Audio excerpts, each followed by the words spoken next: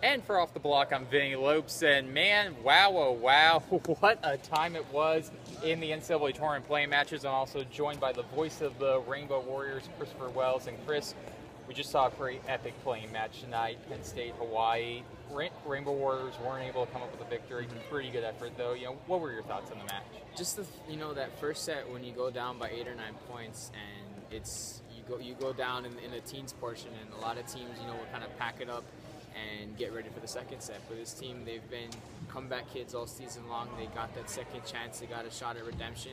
Got it to within 3. They didn't win the set per se, but they were able to build momentum going into that second set. You lose that second set, you got to put everything in that third, because otherwise your season's over. And these guys have battled through so much. They fought through a lot all season long, and just to see them extend the match to a 4 set from a fan's perspective, it really meant a lot to the state of how these guys battled. Yeah, and you talk about this team. The thing that stood out for me is that third game. You look at the numbers; they hit 600. I mean, if you're a coach, that's the tape you're showing your kids on how to run offense.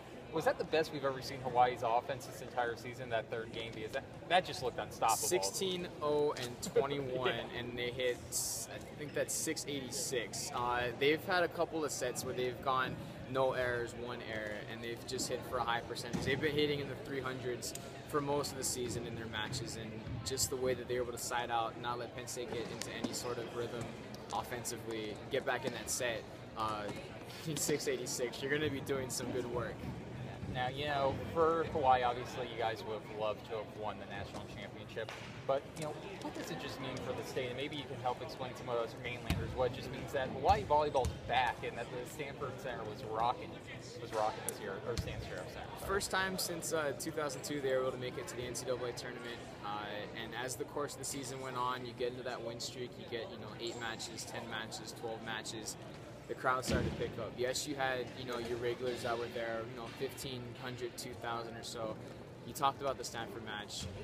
You had 6,000 for senior night. You had, almost 7,000 for the playoff match against Long Beach State.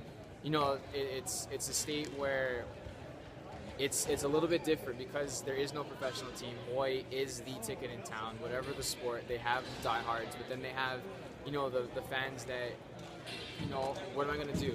Am I going to go to this? Am I going to stay at home? Oh, we got volleyball in town. We're ranked #1.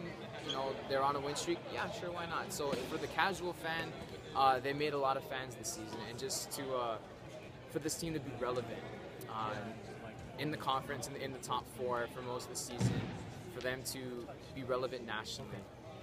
When you talk about Hawaii volleyball, it's not going to be an easy out. It's not going to be 2 easy outs, and Penn State had that tonight. Hawaii fell short, but they still hit almost 40 points better than Penn State. So for them to kind of, I know I'm rambling here, but for them to just kind of pave the way for next season, it's looking on the upswing for Hawaii. Yeah, well, it's definitely looking on the upswing for Hawaii, and Chris, we've appreciated your coverage this year. So thank you so much for everything. It's been awesome, Vinny, and for those that back in the islands that Hawaii is a volleyball related staple for what you guys do. I think so we were talking about this earlier, for what you guys do, just extended coverage from the mainland, especially for the Midwest. It's really awesome for you guys to help grow in the game, so keep doing what you guys are doing. Thanks, man. All right, well, from Maples Pavilion, I'm Vinny Lopes. That's Chris Wells. Thank you so much for joining us, and be sure to get all your men's volleyball coverage on offtheblogblog.com. Aloha, guys.